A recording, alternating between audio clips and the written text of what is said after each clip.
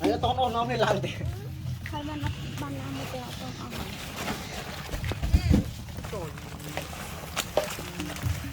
Ôi trái nhở.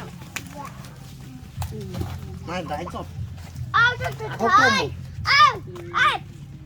Không có. Tôm mẹ chè. Đừng mang trái thì.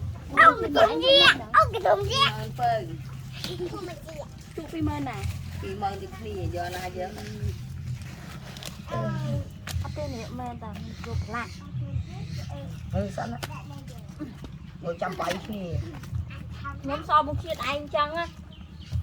Không thao gì Hứa hứa cái chụp là mớm á. Nó này. Mình chụp lại. Mình chọn đi.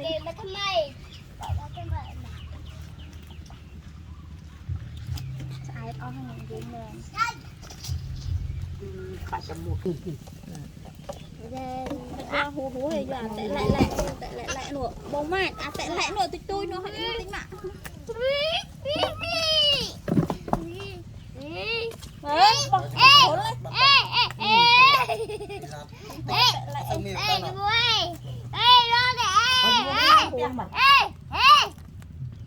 So thấy nè, so tích chút chứ.